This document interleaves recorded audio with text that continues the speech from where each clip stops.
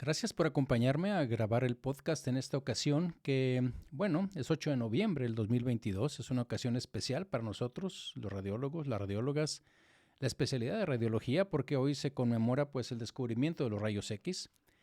Y como ya vieron en el título, pues prácticamente la idea de este podcast es, o me surgió de leer un artículo que salió en el Radiology hace algunos años, ahorita les voy a platicar, pero que básicamente habla sobre el debate de que si realmente Röntgen fue el que descubrió los rayos X, y no se duda eso, sino de que haya sido solo, de que le haya robado la idea a alguien. Y vamos a ver que hay varias historias y acontecimientos con respecto a esto. Se me hizo interesante compartirlo con ustedes y pues ahí me platican qué les parece. Bien, pues entonces, muchas gracias y vamos a empezar el podcast.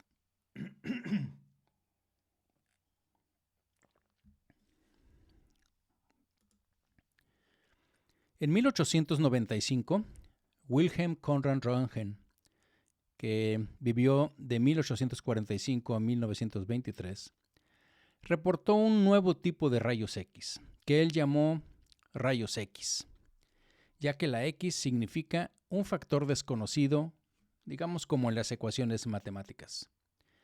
Sin embargo, como ya se dieron cuenta del título, la pregunta es si fue él el único descubridor de los rayos X. Hoy platicaremos sobre la historia de este debate. Bienvenidos a Memorándum, un espacio que, como ustedes saben, pues lo dedicamos a la revisión de artículos científicos, prácticamente todos ellos de radiología. Algunas veces vemos también artículos de opinión, editoriales o artículos que salen en otras revistas, en otras publicaciones que tienen que ver con nuestra especialidad. Pero fíjense que en esta ocasión, y obviamente debido a la celebración del descubrimiento de los rayos X, que es el día de hoy, 8 de noviembre, en este caso pues es del 2022, pero desde hace algunos años ya se celebra como el Día Internacional de la Radiología, del radiólogo, de la radióloga. Pues fíjense que vamos a platicar sobre los antecedentes históricos del descubrimiento de los rayos X y algunos de los reclamos, en particular del doctor Lenard, de que él fue, o sí, se considera como él mismo, como el primero y el descubridor realmente. Y bueno, basaré esta historia, como todas prácticamente las que vemos en este podcast, pues en un artículo. Y este fue un artículo que está publicado no recientemente, a diferencia de lo que vemos generalmente aquí. Está publicado en Radiology en septiembre de 1979. Y el título en español sería algo así como ¿Röntgen descubrió los rayos X por sí mismo? Bueno, pues vamos a platicar mucho de lo que les voy a platicar hoy, pues de hecho casi lo voy a leer, algunas cosas que están como textuales en este artículo, que están entrecomilladas, les platicaré cuando se trate de eso.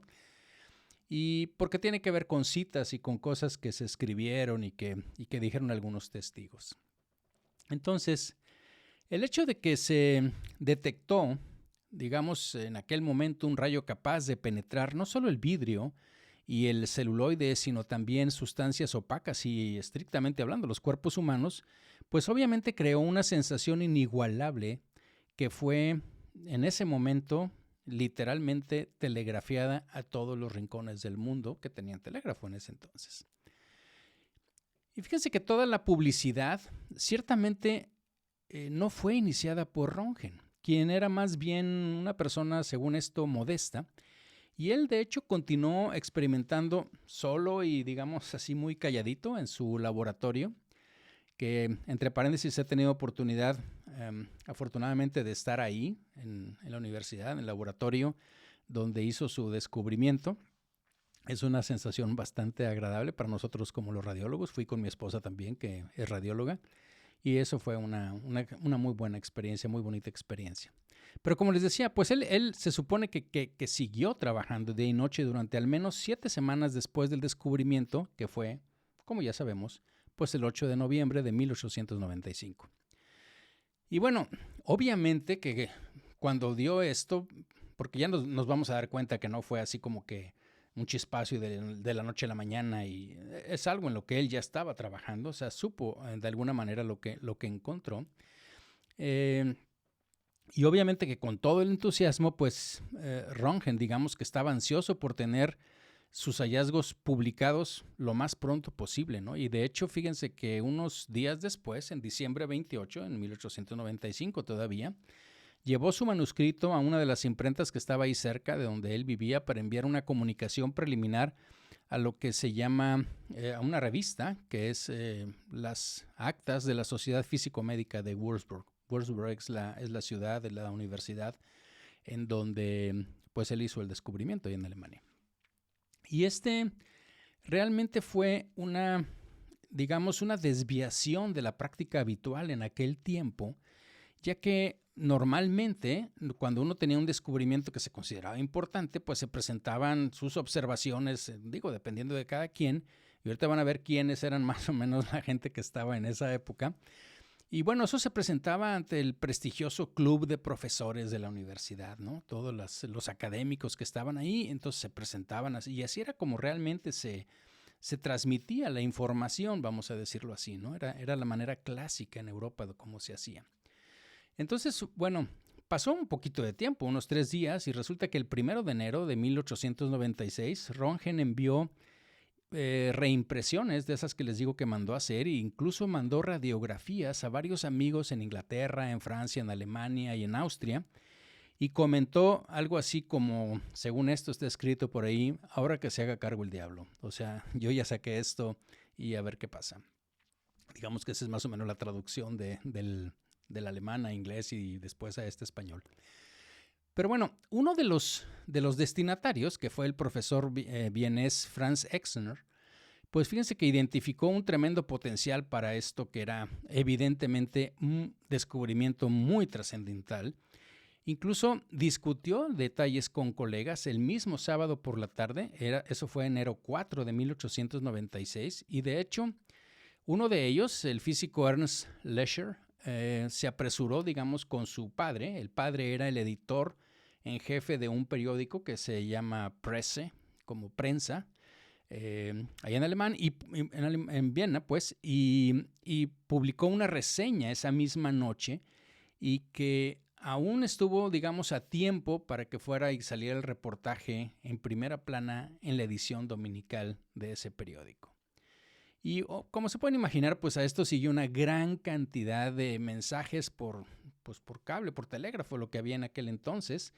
Y todo eso estaba, bueno, se volvió una locura, según lo que platican, era un gran entusiasmo, pero cada vez, esto es como el mensaje, el del teléfono descompuesto, ¿no? Le fueron agregando cosas hasta que se volvió muy fantasioso. Y de hecho el propio Röntgen se sintió como intranquilo con los informes, digamos, distorsionados, especialmente con respecto, fíjense, a lo que correspondía a la radiografía humana, ¿no? En él simplemente consideraba lo de la radiografía como un subproducto, porque era un físico, él estaba estudiando otras cosas con los rayos catódicos. Y esto lo consideró como un subproducto para documentar sus observaciones fluoroscópicas con la fluorescencia, pues. Y él puso, y ahora resulta que todo esto es sensacionalismo, ¿no? Entonces, después de esto, digamos que hay un periodo que un biógrafo de él, un alemán, lo menciona como los gloriosos 5 años después del descubrimiento, ¿no? Porque tan pronto como el emperador alemán se enteró de la hazaña, pues Röntgen fue llamado a Berlín para una demostración en Palacio Imperial, durante el cual también fue premiado, le dieron una medalla. Después se le pidió que hiciera una segunda actuación, como unos 10 días después, ahí mismo en su universidad en Würzburg, pero ahí lo persuadieron para que siguiera su comunicación, ¿sí? Porque esto era la manera como lo presentaban, con una presentación real, es decir, que hiciera un experimento como tal, ¿no? Y obviamente pues resultó el entusiasmo pues que causó esto, pues fue abrumador, ¿no? De hecho se le dio el término pues por un profesor, uno de los anatomistas de ahí de la Universidad de Würzburg, el doctor Kolliker, que le dijo, bueno, estos son los Röntgen Ray, ¿sí? Los rayos Röntgen. Y de hecho, pues como ustedes saben, todavía existe la Röntgen Ray Society, que eso es la sociedad a la que pertenece la American Journal of Technology, el AJR, pues, ¿no? Bueno, esa misma noche, ¿sí? Cuenta el biógrafo que los estudiantes honraron a Röntgen con un desfile memorable, con antorchas y demás, ¿no? Y bueno, durante los meses siguientes, pues imagínense que el nombre de Röntgen, pues le pasó todo, ¿no? Fue mal escrito, cada quien lo inventaba como quería, pues era un nombre medio alemán, desconocido. Y bueno, incluso se pensaba que el descubrimiento se fue trastornando, esto les digo tanto, que se pensó que el descubrimiento había sido en Viena, donde se había publicado primero pues en el periódico, en lugar de Würzburg, ¿no? Y una de las confusiones más asombrosas de estas, o así que pasó, fue creada por un doctor, ¿sí? El doctor Middleton, que él vivía en Chicago, y pues él acababa de regresar de Würzburg, ¿sí? Y entonces inventó una fábula, ¿no? Dijo que, esto sí lo voy a leer más o menos textualmente, dice: en la tarde de abril 29 de 1895, abril 29, fue repentinamente llamado al teléfono mientras observaba la fluorescencia de un tubo conectado con una bobina de Ruhmkorff. Sin desconectar nada, colocó el tubo cargado en un libro que contenía una llave como marcador de página. Casualmente, un cassette fotográfico estaba debajo del libro. A su regreso del teléfono, Röntgen desconectó el tubo y pasó el resto de la tarde al aire libre fotografiando flores. A la mañana siguiente, al revelar la placa, se fijó en la radiografía de la llave. Ahí termina la cita esta de este doctor Middleton. Y entonces resulta que en abril 3 de 1895 pues fue marcado como el aniversario del gran descubrimiento en Chicago y en otros lugares, o sea, digamos como 6 meses antes de la fecha real, ¿no? Pero eso fue una leyenda, fue una cosa que se hizo, ¿no? Y esta leyenda la verdad es que persistió, según los autores de este artículo, por más de 45 años, ¿sí? Y pues, la verdad no saben por qué. Ellos dicen ahí en el artículo, sigue siendo como un misterio, pero algunos veteranos, o sea, el artículo, acuérdense que está escrito en 1979, dice, algunos veteranos octogenarios pues todavía podrían albergar la impresión de que fue esa, y que dicen que fue la llave, sí, la llave que había abierto el rayo, pues que así le llamaban, ¿no? Entonces, les decía, en este tiempo, pues Röntgen permaneció en su gloria durante más de unos 5 años y a finales de los 90 incluso fue, le llamaron así en la universidad como el Mesías. Lo encontré la traducción y es como Mesías, no creo que exactamente tenga que ver el contexto religioso que le damos, pero básicamente, acuérdense que estoy hablando de 1900, entonces la gente lo empezó a llamar así como el Mesías que anunciaba el nuevo siglo con su descubrimiento revolucionario. En 1900, de hecho, fue nombrado director de física de la Universidad de Múnich, y eso fue por gracia del príncipe regente de Bavaria. Pero el mayor honor, pues obviamente llegaría un poquitín más tarde, en el 1901, ¿sí? Cuando fue elegido como el primer ganador del Premio Nobel de Física de la historia.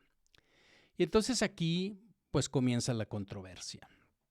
Porque fíjense que Röntgen había compartido 2 premios anteriores con un físico, Philippe Lenard. Uno no el premio Nobel obviamente, pero premios de física, uno que fue en Viena en 1896 y otro de París en 1898. Y cuando este físico Lenard no fue incluido en el premio Nobel, pues imagínense que se sintió sumamente ofendido y entonces él solo se proclamó el verdadero descubridor de los rayos X. Él insistía que el gran avance, ¿sí?, que había habido no podría haberse logrado sin su tubo, porque él decía que su tubo, el tubo de Lenard, era con el cual Röntgen había descubierto los rayos X, pero que el tubo era de él, ¿sí? Él finalmente, sí, él no sabía de los informes que tiene el comité desde aquel momento, altamente confidenciales, que tiene el comité asesor y la Junta Nobel, y que finalmente se hicieron públicos, ¿no? Como unos 70 años después, ahí viene la referencia en el artículo, y donde viene bueno, este comité asesor, que estaba compuesto por 5 destacados físicos suecos y encabezados por un doctor que yo no lo conozco, Arrhenius, pero el otro sí, Angstrom. ¿Se acuerdan de Angstrom, las mediciones? Bueno, ellos recomendaron este comité que el premio se dividiera entre Röntgen y Lennart. Pero resulta que la junta, o sea, el board, decidió no compartir el premio. Iba a ser el primero que se iba a dar y luego lo iban a compartir, pues como que no se iba a ver así como muy la idea que tenía originalmente Nobel. Y entonces siguió por el hecho también, o sea, basado en evidencia, pues, que Röntgen había recibido 12 votos contra uno nada más que había sido para Lennart, ¿no? De físicos de otros países, no de los suecos que estaban formando el comité. Y dentro de los físicos de otros países le habían preguntado la opinión para quién podría recibir el premio Nobel, incluso a Röntgen. Y Röntgen había recomendado, ¿saben a quién? A Lord Kelvin, el de los grados Kelvin. Y no a Lennart, aunque eran conocidos, ahorita vamos a ver, pero Röntgen ni siquiera lo mencionó. ¿Okay? Entonces vamos a ver algunos antecedentes de esto. Fíjense que desde algunos años antes de este gran descubrimiento, Röntgen ya conocía lo de los rayos catódicos, ¿no? Porque tenían un efecto, él trabajaba con eso, y él sabía que tenían un efecto, le llamaba él dañino, nocivo, sobre las películas, sobre las emulsiones fotográficas. Y por lo tanto, él, digamos que, pues muy astutamente, mantenía los cassettes cargados, ¿sí? Lejos de los tubos del vacío, porque eran tubos de vacío y utilizaban las placas para otro tipo de rayos que eran, que estaban estudiando, fotográficos y demás. Pero no para esto, ¿no?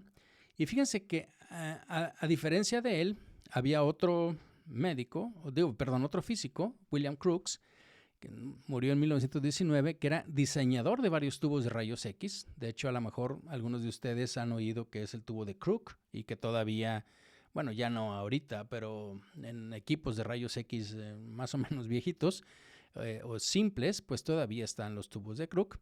Que él básicamente, trabajaba con eso, pero nunca se dio cuenta de este efecto dañino, digamos, que tenía sobre las emulsiones. De hecho, fíjense que en múltiples ocasiones está en la historia que este médico, o físico, perdón, Crookes, él se quejó con Liefeld. Liefeld era la compañía, el apellido del dueño de la compañía, que era el fabricante líder de equipos y productos fotográficos. Él decía que se le empañaban las placas, las emulsiones ya le salían difuminadas. Y entonces, como era un pelado muy famoso ahí en la universidad, pues obviamente que el señor Liefeld se los cambiaba y los reemplazaba, ¿no? Y después de que se le empañaban muchas veces, ¿sí? Le mandaban las nuevas placas y se le empañaban, pues el Liefeld le insinuó por ahí que el daño debería estar siendo causado por algo en el Instituto de Física, porque no tenía ninguna otra queja de nadie más que al que le surtía placas fotográficas o esas emulsiones. Nadie más se quejaba de que le salieran así. Pues en retrospecto, pues Crookes, el principal, digamos, explorador, inventor de todo esto de los rayos catódicos, como les decía, pues había recibido una pista, digamos, de Liefeld, pero nunca se le ocurrió y obviamente pues no realizó el gran descubrimiento que finalmente hizo Röntgen, ¿no? Hay otra historia también de un físico, Goodspeed, de la Universidad de Pensilvania, que había encontrado que había unos, lo puso así, bien entrecomillado ahí en un pedacito, unos artefactos misteriosos en una placa fotográfica, y él lo descubrió trabajando también con estos tubos desde 1890. Y bueno, tratando de encontrar una explicación, fíjense que todavía estuvo así, mantuvo registros y la placa, y dijo, bueno, déjame ver después a ver qué encuentro de explicación para esto. Pero resultó que 6 años después, pues lo único que descubrió fue que los rayos X eran en realidad lo que había producido el fenómeno que él pues había y tenía guardado ahí. y que no supo interpretar, ¿no? Es como todo eso que pasa, ¿no? Que a los genios, y al final viene una reflexión muy padre que les voy a leer, textual, que observamos todo, pero solo aquel que tiene toda esa capacidad y análisis y demás, finalmente, de lo que está en el mundo, pues hace el descubrimiento de lo que todos los demás no vemos en lo que realmente existe. Pero bueno, aparte de todo esto, de lo que veían, como les digo, ellos estaban trabajando con esto de los tubos, pero había una pregunta que era desconcertante. ¿Por qué la fluorescencia podría observarse solo a una distancia más o menos de 1 pulgada del tubo, mientras que la ionización, porque estaban viendo eso, estaba presente a más pulgadas de distancia, ¿no? Entonces, uno de los ayudantes, ahorita lo vamos a ver, pensó que si podía envolver el tubo con una tela negra, pues podría ayudar a eliminar los molestos efectos de esa luz, incluidos los rayos ultravioleta invisibles. Ellos pensaban que eran rayos ultravioleta, lo que realmente tenían y sabían que no los podían ver, ¿no? Pero esta idea, como les digo, fue concebida por Sender, Ludwig Sender. Él murió en 1949, no tan, es siglo pasado. Él fue el incondicional ayudante de Röntgen desde 1889. Esta idea de tapar eso y ver qué pasaba se le ocurrió a él en 1889. Él preparó cuidadosamente su experimento, pero para su decepción, su consternación, el tubo falló tan pronto como se activó la corriente. Cuando lo prendió, se fundió el foco. Y entonces en esta ocasión Röntgen lo consoló, según el biógrafo, con la observación, digamos, profética de que, pues, que habría que ser así, ¿no? Que se iban a fundir muchos tubos antes de que todos los misterios del aparato de descarga, así le llamaban ellos, fueran resueltos. 6 años después, obviamente, de 1889 que les decía, pues Sender recordó que había visto un destello momentáneo debajo del tubo de una pantalla fluorescente cercana que estaba ahí. O sea, ya lo había visto, pero nunca se le ocurrió que podía pasar algo. Entonces, ni Goodspeed ni Sender hicieron reclamos, ¿sí?, de haber sido los descubridores, aunque a este último, a Sender, hubo abogados que le dijeron que podía hacer el reclamo, pues era el asistente, pero él permaneció como amigo leal de Röntgen por el resto de su vida hasta que murió, como les digo, en el 49. Pero bueno, el principal atacante, pues, fue Lenard, ¿no? Y Philippe Lenard. Entonces, como les digo, bueno, él murió también más o menos en 1947, y él estaba afiliado a en diversas formas, pues, como profesor, como invitado y demás, a instituciones de Aachen, de Kiel, de Bonn, de Heidelberg, o sea, todo ahí en Alemania, y por muchos años tuvo una relación amistosa con Röntgen, a distancia, pero amistosa, ¿no? En una ocasión incluso preguntó a Röntgen acerca de que si podía irse con él, si había una vacante en Würzburg, pero Röntgen lo consideró, pero en ese momento tenía planes especiales para la carrera de Sender, que era su asistente que tenía ahí, y bueno, pues obviamente no se decidió y finalmente pues nunca llegó, ¿no? Fíjense que aunque estos se pelearon por mucho tiempo y se conocían con cartas y nunca se conocieron personalmente, ¿no? Aunque hay una historia de que poco después del descubrimiento, Lenard realizó una visita no anunciada a Würzburg, pero en ese momento Röntgen se había ido de vacaciones a Italia, entonces tampoco se vieron ahí, ¿no? Fíjense que cuando Lenard trabajaba en Bonn, su jefe, ¿saben quién era? Era el profesor Hertz, de las ondas hertzianas, de los Hertz, de 800 megahertz o lo que ustedes quieran. Y él encontró que el rayo catódico era capaz de penetrar finas láminas de un metal ligero. De hecho, eran foils así como de aluminio. Y se le ocurrió que también podía ser, pues, atraído fuera del tubo, y que en ese caso la fluorescencia se podría detectar más lejos de lo que lo detectaban hasta ahora. Y con ese pensamiento en mente, Hertz asignó a Lenard para mezclar una ventana, digamos, de aluminio delgada en la pared del tubo. El tubo era, pues, como saben, era de vidrio. Entonces dijo, bueno, ¿qué tal si los cubrimos y dejamos nada más una ventanita? Y entonces, al enterarse de estos experimentos, como les digo, se platicaban, pues Röntgen incluso preguntó acerca de esas láminas de aluminio a Lenard, y Lenard le respondió el 4 de abril de 1894, un poco antes de, bueno, un año antes, ¿no? Un poco más, 18 meses. Y les voy a leer lo que le escribió Lenard a Röntgen.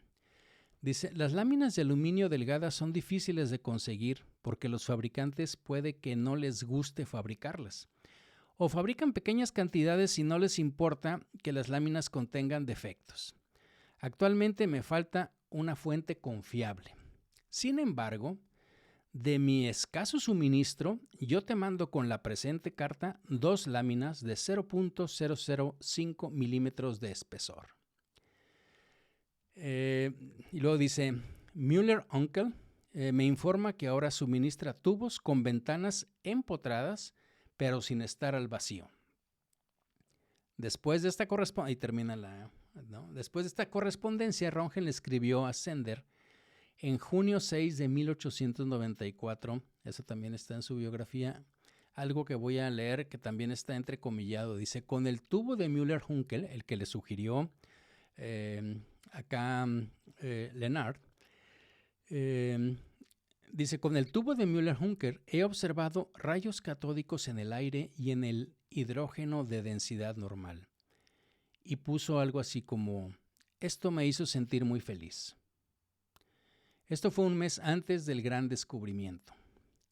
Más tarde Röntgen usó tubos de vidrio, ya que demostraron ser más confiables, y él mencionó el tipo de tubos de Lenard en su comunicación simplemente como cortesía y gesto de respeto, pero no que hubiera utilizado esos tubos. De hecho, las observaciones de Röntgen estaban envueltas en el más profundo secreto, o sea, nadie supo, hasta después obviamente que murió, y estrictamente, como dicen los autores de este artículo que les estoy platicando, dice, no sabemos qué hallazgos lo hicieron tan feliz en 1894, pero al menos le dieron material, o sea, eso que descubrió, eso de los rayos y de la ventana, le dieron un material, digamos, para estar reflexionando en ese tiempo que en ese momento lo habían condecorado o era digamos, el presidente de la universidad en ese año académico del 1894-1895.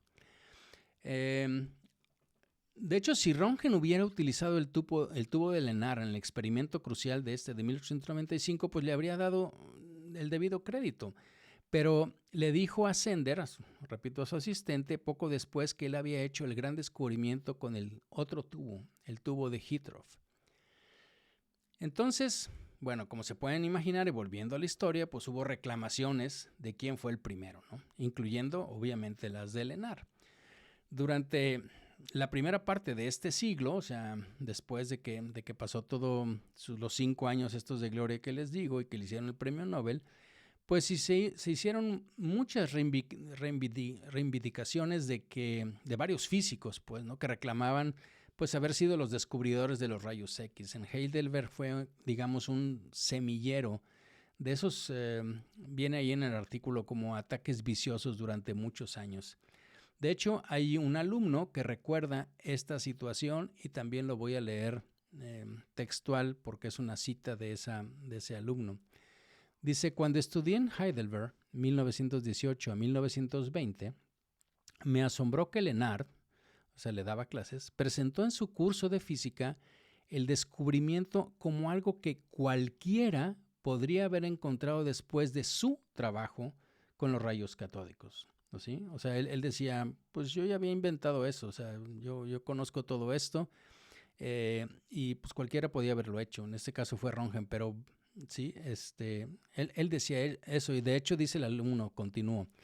Varios miembros de la Facultad de Medicina también me dijeron como hecho de que Lenard había sido asistente de Röntgen, cosa que obviamente no fue, y que Röntgen le había robado el descubrimiento.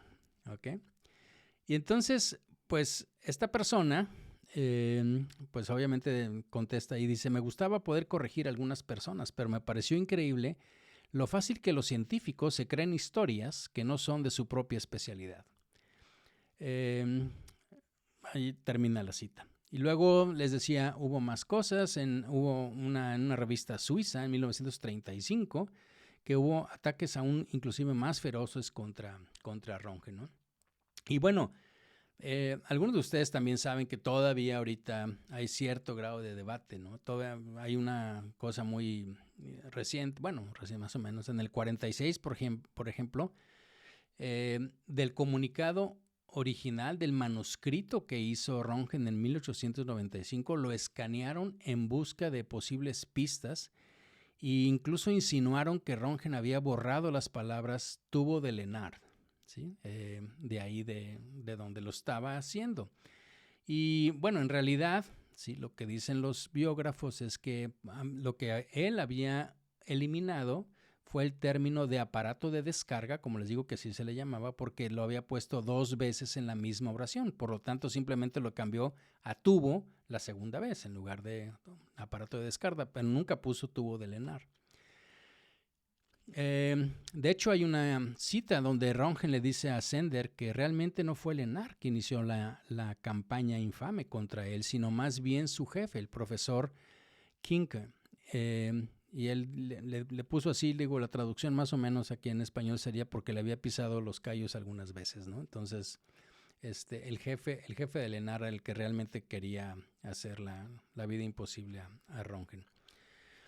Bueno, en 1905, sí, ya un poco más para acá, Lenard también recibió el premio Nobel, pero continuó muy inconforme con la parte original.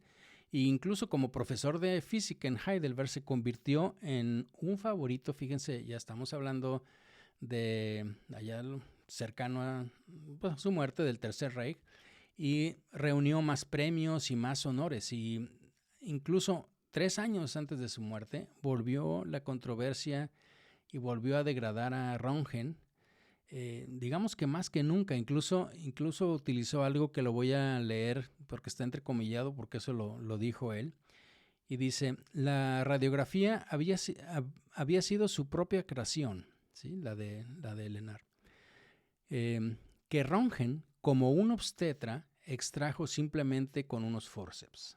¿Okay? Entonces él decía que la radiografía era como un bebé que él había creado, ¿sí? y que Röntgen simplemente lo había sacado, ¿no? Digo, estrictamente hablando, se le olvida a Lenard, ¿sí? La historia pues ya lo puso en su sitio, ¿no? Que en realidad todo el trabajo de él se basó en las ideas de Hertz, como les platiqué anteriormente. Lenard se consideraba a sí mismo la madre, ¿no? De que poseía todo el conocimiento de todo lo que había desarrollado de antemano, pero siempre minimizó el descubrimiento de un nuevo tipo de rayo, ¿no? Diferente del catódico, como algo que cualquiera podría haber logrado con uno de sus tubos, que él llamaba el tubo de Lenard.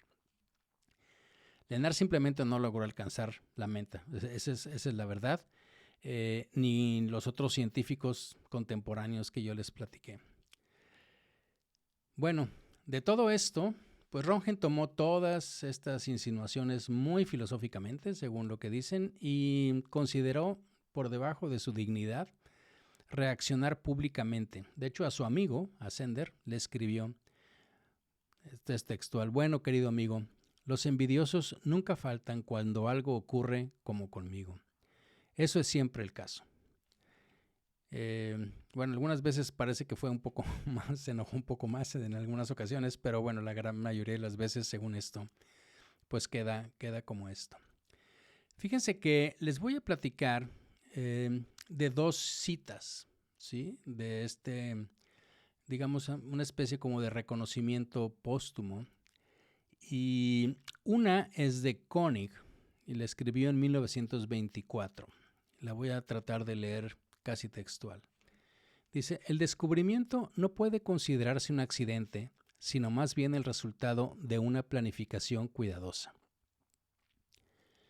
Los ángeles de buena fortuna ayudan a esos pocos inmortales que pueden profundizar en los misterios y las leyes de la naturaleza, a través de interminable búsqueda. Ahí termina esta cita de Koenig. Hubo otra que también se me hace muy bonita, que es de Grashley. La escribió en 1923. Dice: un ángel del cielo se presentó con un nuevo rayo maravilloso al científico. La medicina ha recibido la parte que le corresponde de su descubrimiento. La naturaleza se manifiesta de tal manera solo a aquellos que, a través de la exploración incansable, han desarrollado un instinto para entender sus complejidades y leyes. Nadie podría haber sido más digno o predestinado a recibir este presente de la naturaleza. La vida le ha dado mucho, pero más de lo que ha recibido no lo ha dado a la humanidad.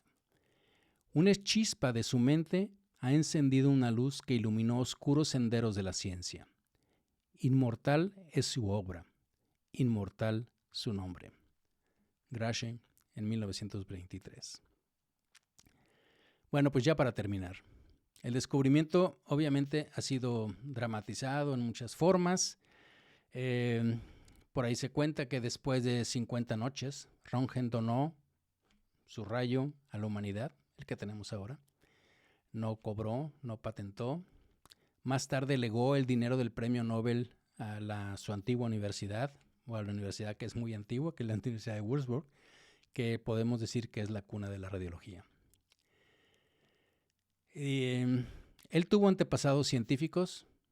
Sí, pero si hacemos la pregunta, ¿fue él el único descubridor? Pues se podría responder inequívocamente, sí, él fue. Espero que este podcast haya sido de su agrado. A mí me gustó mucho la idea de reflexionar sobre esto, sobre todo en este día. Como siempre, espero mucho sus sugerencias, sus comentarios y pues nos escuchamos en la próxima. Ustedes que se quedaron conmigo aquí en el canal de YouTube, bueno, también espero sus sugerencias, sus comentarios aquí abajo. Por favor, suscríbanse al canal, pongan la campanita y todo eso que dicen toda la gente que trabaja en YouTube. La idea es, ojalá que esto se pueda diseminar un poco más. Esta es una idea, una cosa para radiólogos, pero creo que es de interés general también para mucha gente. Entonces agradezco mucho su atención y nos vemos en la próxima.